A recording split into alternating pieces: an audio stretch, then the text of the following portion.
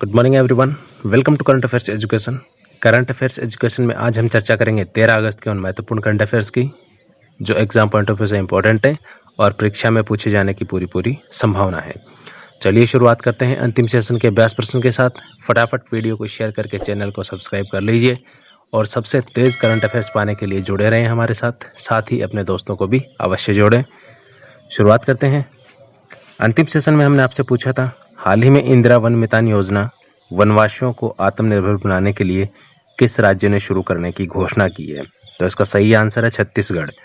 छत्तीसगढ़ के सीएम हैं भूपेश बघेल, जिन्होंने इंदिरा वन मितान योजना शुरू करने की घोषणा की है। इसके साथ हम शुरुआत करते हैं आज के करंट अफेयर्स की। अगस्त क्रांति सप्ताह, देखिए अगस्त क्रांति सप्ताह है, ये 9 से 15 अगस्त को मनाया जा रहा है और इसको मनाने का उद्देश्य है यहाँ पे कोरोना के प्रति जागरूकता फैलाना और ये राजस्थान सरकार का अभियान है। किसका है? राजस्थान सरकार का अभियान। तो खासतौर पे जो राजस्थान कंपटीशन एग्जाम की तैयारी कर रहे हैं वो तो इसको अच्छी तरह से देख लें। इसके साथ ही मैं आपसे पूछता हूँ, अगस्त क्रांति कब शुरू हुई थी? अगस्त क्रांति कब शुरू हुई थी ये मैंने आपको बताया भी है। अगर आप ध्यान से इस सेशन को रोज देखते हैं तो इसका सही आंसर आप दे सकते हैं।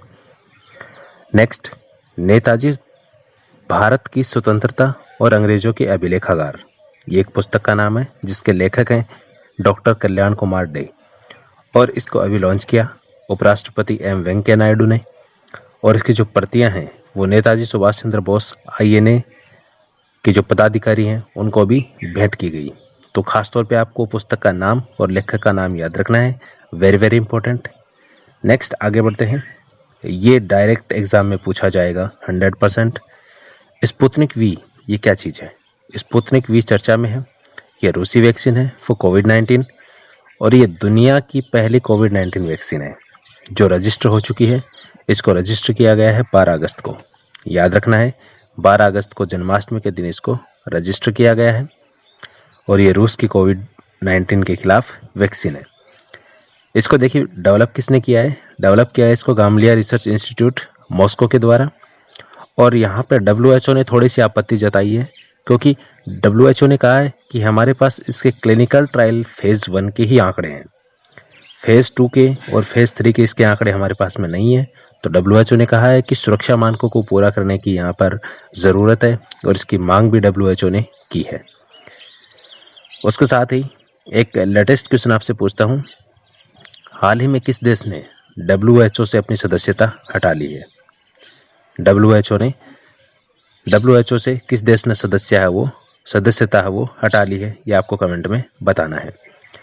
नेक्स्ट, रूसी राष्ट्रपति व्लादिमीर पुतिन की बेटियों को ये वैक्सीन दी भी जा चुकी है। स्पुतनिक वी है, ये रूस के जो राष्ट्रपति हैं व्लादिमीर पुतिन, उनकी बेटियों को ये वैक्सीन दी जा चुकी है और कहा गया है कि सितंबर तक हम इसका व्यावसायिक रूप से इसको लॉन्च कर देंगे।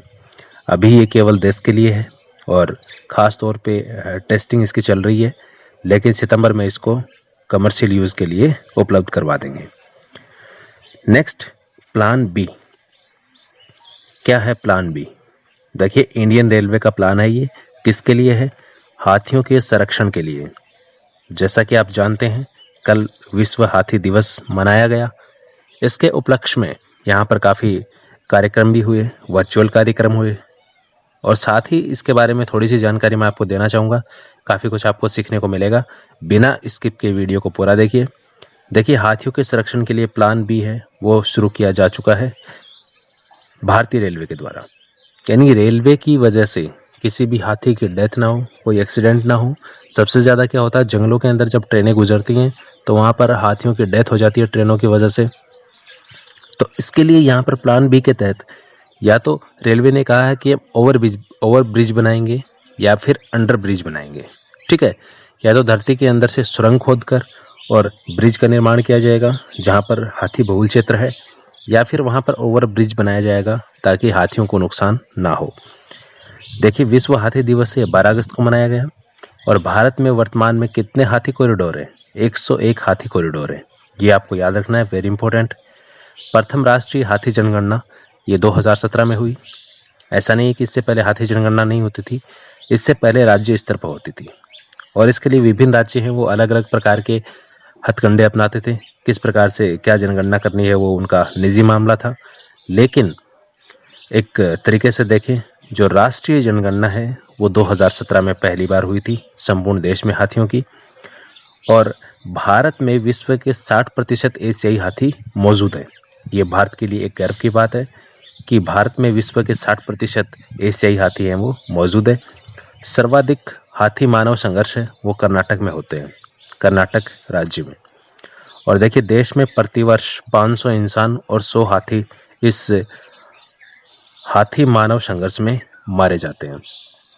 तो ये एक यहाँ पर थोड़ी सी चिंता की बात है जिसको लेकर सरकार गंभीर भी है और हाथी दिवस पर इसके लिए एक पोर्टल भी यहाँ पर लॉन्च किया है।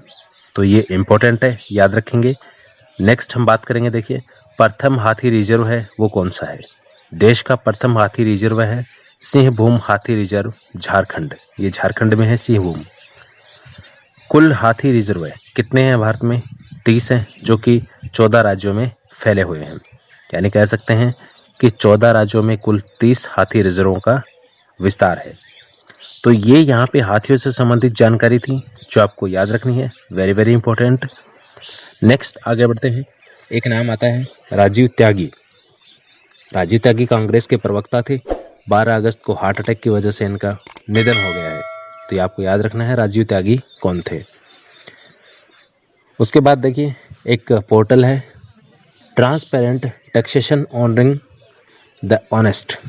इसको हिंदी में देखें तो पारदर्शी कराधान ईमानदार का सम्मान। ये पोर्टल है, ये 13 अगस्त यानी आज के दिन प्रधानमंत्री नरेंद्र मोदी द्वारा लॉन्च किया जाएगा और ये संबंधित है कर सुधारों से, प्रत्यक्ष कर सुधारों से ये संबंधित है। नेक्स्ट, एयर इंडिया क्यों चर्चा में है? देखिए एयर इंडिया ने कोविड-19 के दुष्प्रभावों को देखते हुए मैड्रिड, मिलान, कोपेनहेगन, वियना और स्टॉकहोम के लिए उड़ानें हैं वो बंद कर दी हैं कि इस कोरोना महामारी के दौरान हम इन जगहों पे नहीं जाएंगे। ये एयर इंडिया ने फैसला लिया है।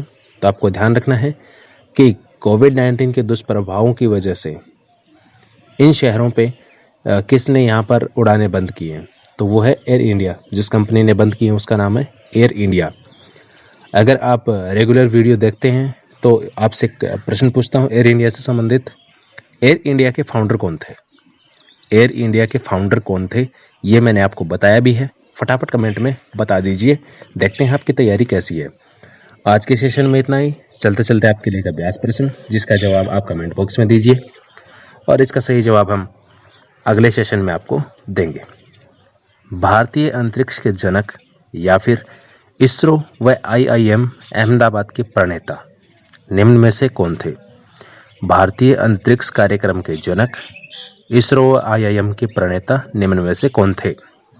Doctor Homi Jahangir Bhabha, doctor Vikram Sarabhai, doctor APJ Abdul Kalam, doctor JC Basu. तो इसका सही आंसर है वो आपको कमेंट में देना है। मिलते हैं अगले एपिसोड में, तब तक के लिए गुड नाइट।